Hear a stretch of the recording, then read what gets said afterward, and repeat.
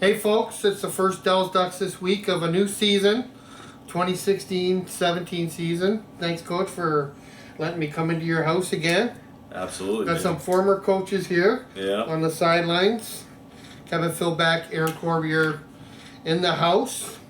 In town for a golf weekend, I think. And a little bit of reminiscing and stuff. Absolutely, yeah, have some fun. This is kind of, I know a lot of people, I think at the start of August, people start to really miss hockey. But, this year's a little bit different with, the early tournament for the NHL and stuff like that. And I think for you, the beginning of August is kind of the home stretch. You're into the final couple weeks of the season. I think you're through most of your showcases and stuff like that at this point, right? Yeah, I'm done. I'm done traveling. We still got to make a couple phone calls but that's it. I'm not going anywhere. Yeah. Unless, it's vacation or something, but. Successful season for a lot of players. Yeah. Made for some extra work, but you were happy to do it, I'm sure. I think, at first blush at the end of the season, it looked like you were going to have a large number of returning players. Early college admission, a couple players making it to Tier 2 and things like that left you with really a skeleton crew heading into this year now, I think, as far as returners. Yeah, we were only planning on losing 5 guys, right? So it's a whole new team, and we only have 7 returners. So yeah. It went from pretty much a big-time veteran team to a team of unknowns again. So. Yeah. It was the same way last year. I mean, we lost 60 in the year before, and last year we came in and said, hey, we're going to hope to be a 500 hockey club, right. And we made some moves I think that helped us out. Bringing in a guy like Riley Beal, and that was huge. Getting Johan Kling from Kenai after their showcase was big for us, and pieces fell into place, which that's how hockey has to work. So. Yeah. We were very lucky to come, and win our second championship in as many years, and we're back to square one. We don't know where we're going to be. We're hoping we're going to be 500. We're gonna see where things go, and hopefully things fall into pieces, hopefully things fall into place. But we'll see. So many different pieces of the puzzle. I think we have some veterans coming in that played in the league and that can help us, and we got some added guys in on the back end, I think, that played at the Elite Division last year, just on different teams, and we'll see how they all fit into the blender. Yeah, every team has a different personality. You found that last year. The team really kind of clicked into gear later than usual, but when they did, they were really on a mission. So who knows? A lot of things can change between now and March. You don't want to, this is what I say all summer, recruits. We don't win championships September 1st. So, we're gonna take some lumps and some lessons, and the only thing that stays constant right now is myself, right? So hopefully these guys can adjust to me and what I expect out of us, and I think the returners that are coming back have a good feel for what is necessary to play here, and hopefully take some of these guys underneath their wings and be leaders. Yeah. And what we don't have in quantity, we do have in quality, including, I believe, our first 4-year team member, Chris Vella, will be back for a 4th season. He was wearing the captaincy at the end of last season, a very integral part of the team, and I'm sure that you're excited about getting him back in the lineup. Oh, huge. And he wasn't a guy that started with us last year either, right? Yep. So he's another guy that I didn't even bring up that came back. He was playing Tier 2 up in Lindsay, the Muskies and the OJ, and we were fortunate enough that, he loved being here, and he had a great experience at his billets and stuff like that, and, we'll definitely take him back. And I think, for him, he's in a really good spot. I mean, we're talking to a couple schools already before the season happens, and so he's kind of on the ball for getting academics and stuff in place, and then we can just worry about hockey, and I think he's in a really good spot to come in. Yeah.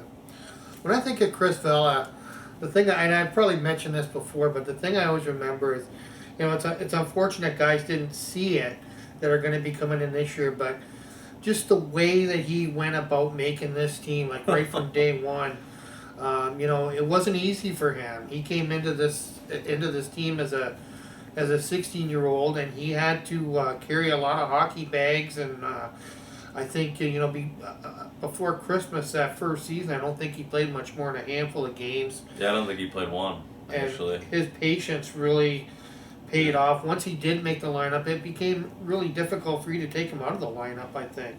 Yeah, I mean, it took a lot of time for him to get in, and he came from midget AAA. He wasn't a kid that came out of high school or anything. Came out of a good AAA program, and it's an adjustment that people don't realize until they get here.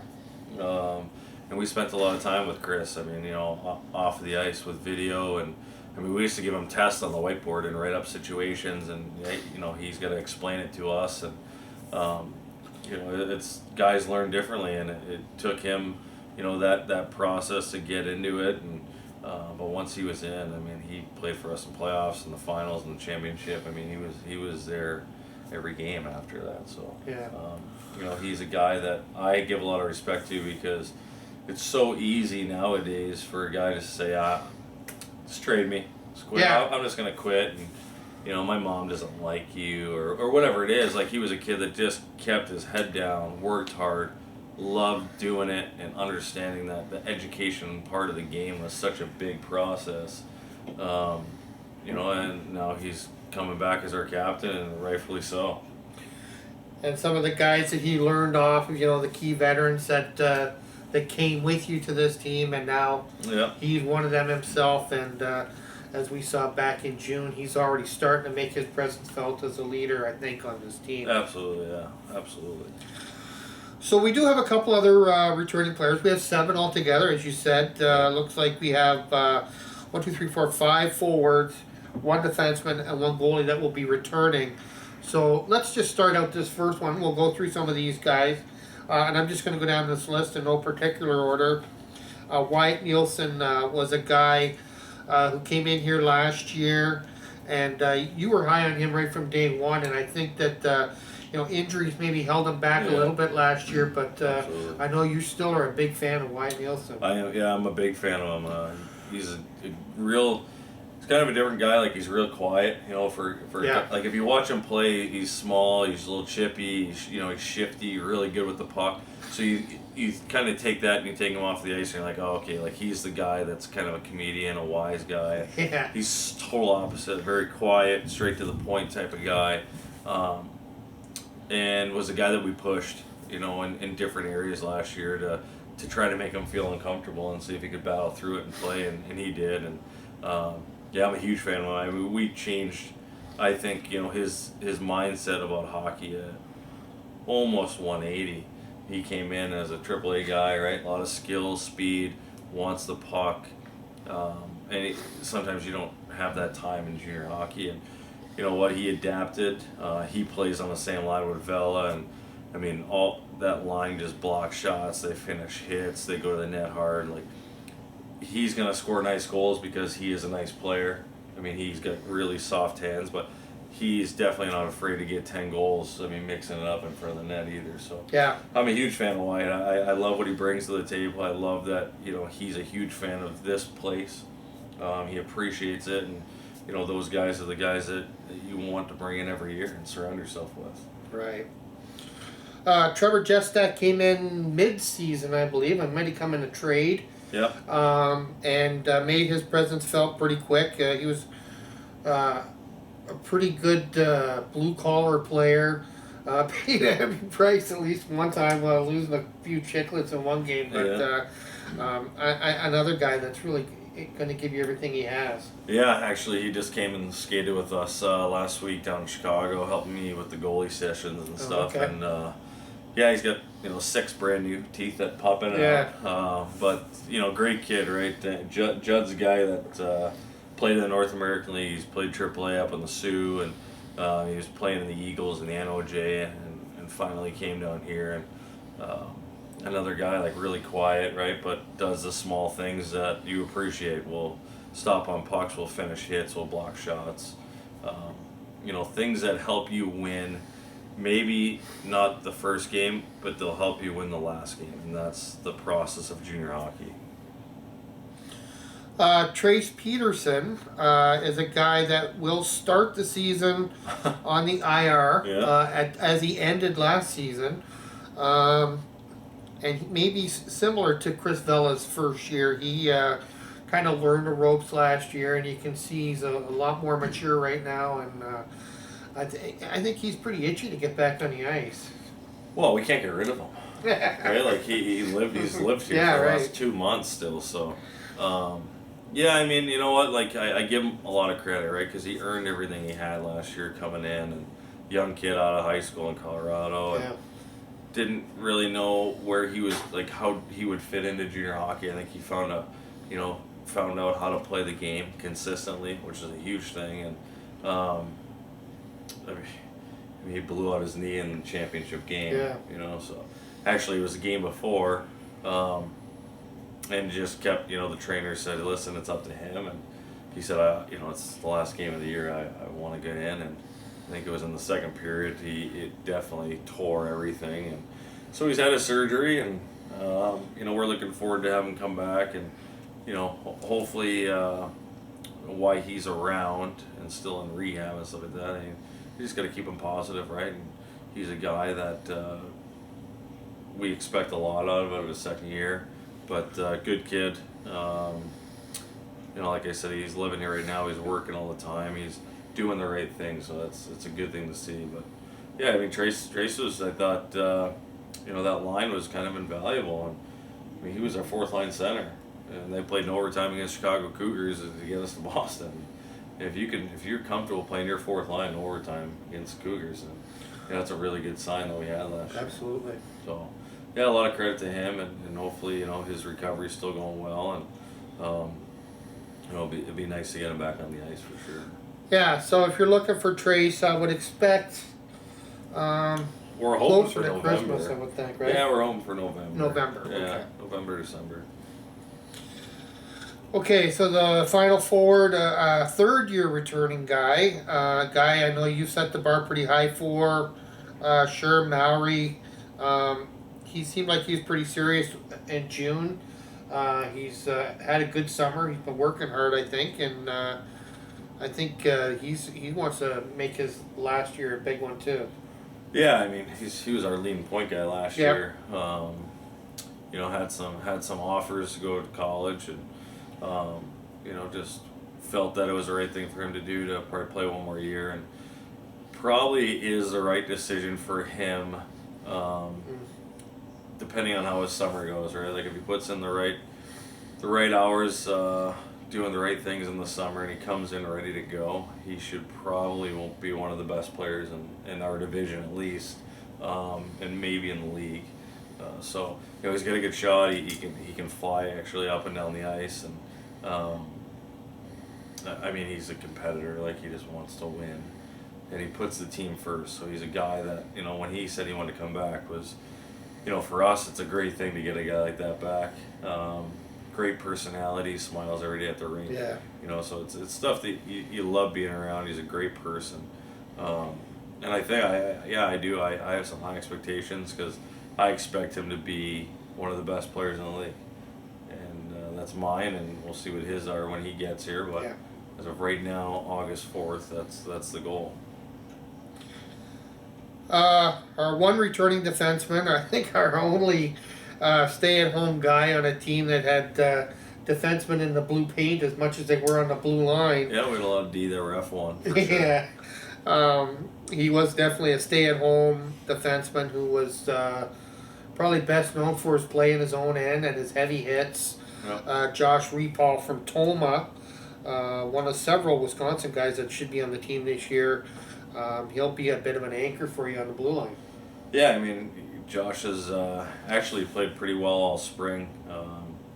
Had him on our spring team that traveled around a little bit, and his skills developed quite nicely. He hasn't lost that touch of the football side of him. So PK and guy in front of the net and winning battles down low is still his game. But I think he's starting to add some more confidence with the puck. Play breaking out, and then definitely, with the shot, getting to the net and stuff like that. And he was just at camp last week, and you could definitely see that confidence. He's in great shape. You know, he wants to come in with a purpose. He's happy to be here for his second year. Yeah. And, you know, he's excited about it. So, you know, it's likewise from us as an organization, right? We're happy to get a guy like that back again. We're fortunate that guys like that want to come back here. Finally, one of the goaltenders that'll be starting with the team this year, DJ Paxson, a player that came in, again, another one that came in late last year. Yeah. I think you were expecting him to sort of get educated, and he ended up really turning some heads down the stretch, and you had some high expectations going into the summer for him as well. Yeah, well, we did. We thought we would just bring this young goalie in and, you know, hopefully develop him and get him some confidence and work on him and that stuff. And it turned out we were playing St. Olaf's, up in St. Olaf's, and we're like, oh, we'll throw the young kid in to see how he does. And, you know, pitches a shutout, no big deal. So, Yeah. you know, okay, well, obviously we have to pay more attention to this guy. And he kind of just worked his way in, right? He played another game against Blaine, right, in the regular season, 22 safe shutout again, and you know, just kind of did everything right? Great kid, you know, came in young. He understood that he was behind arguably the best goalie in the country with Jared Young, and Right.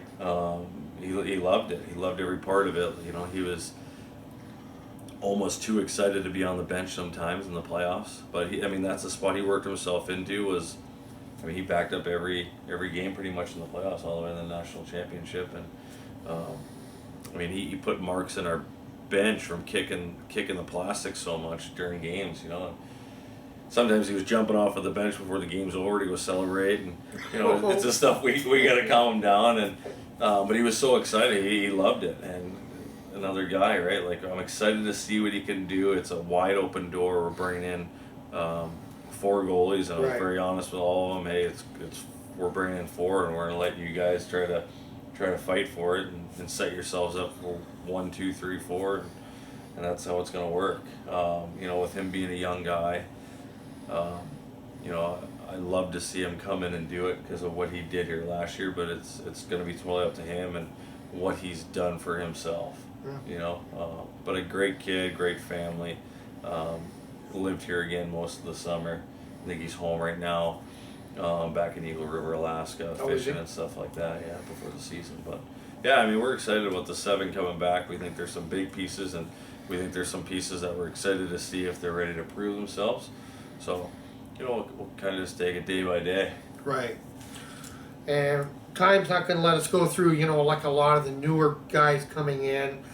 But suffice to say, I think this season is a little bit similar to last year, where there might be some new faces in town, but it doesn't mean they don't have junior experience. A lot of guys have come from other junior teams, and that's normal, I think, with your teams. Yeah. You like to get the experienced veteran guys, and they seem to like playing for you, so that's worked out pretty well. And the turnaround will be quick. I believe the guys are coming into town in mid-August, and you play your first home series, league series, the weekend after Labor Day. So Yeah. quick turnaround. I'm sure you're going to have some exhibitions in there quickly too, but Oh, yeah. really going to have to hit the ground running. Yeah. I mean, we'll do some traveling to get some exhibition games in, and hopefully have some teams come in here and play us. But yeah, I mean, we got to throw these guys in the fire. Yeah. You know, so it'll be about 2-week training camp, and then we'll have a week to prepare for Steele County at home, and you know, we'll kind of see where guys put themselves. And that's the best part about this is, you know, we let these guys kind of place themselves, whether they're a power play guy, first line guy, second line guy. It's up to them, and every day matters. You know, like training camp, every minute that we're outside busting butt or on the ice, like, it matters. I don't care if it's a sprint, I don't care if we're pulling a sled, I don't care if we're flipping a tire. All that stuff matters to put yourself on this team. And you know, as sad as it is, like, we don't want to, you know, we got to fear being average now. Right. You have to fear being average because of what the guys have done in the past that are here. You know, it's just live and die by the sword. And it sounds crazy, you know, when you think about it. The season's a long season, but the last 2 years, the team has tied for first place overall, and last year I think missed first place overall by a couple points, maybe one. So those early games are just as important as anything else. Absolutely, those are the games that you hate looking back on at the end of the year and go, Right. "Oh, if we just would have played a little bit better." And you know, that's a message that we send to our guys right away. So we'll see. We'll see how it does. You know, a big thing is to see how do these guys that are going to come in. They have to mix in together, but they also have to mix in with me. And I'm going to push, and obviously you know that, and you know, these guys that are coming back know that, and they're not coming back here because they want to hang out and have fun with each other. Like, they come back here with a purpose, and I think the reason why we do get a lot of guys that have played in other spots is our success moving guys on to college hockey, and so the guys see that, and I'll go there. Well, that's great, and we love taking guys like that, but you know, there's a price to pay to play here, and you know, it's not cash, it's heart, and it's character. So we'll talk a couple more times before the season gets underway, Coach. But if you're watching this, the season is upon us. Circle, I believe it's the 8th and 9th, or 9th and 10th, 9th and 10th of September. The Dallas Ducks will begin defense of their back-to-back league titles when the Steele County Blades pay a visit to the Poppy Waterman Ice Arena. It's hockey season, folks. Thanks for tuning in, and Coach, thanks again for this chat. Yeah, thanks, buddy. I appreciate it.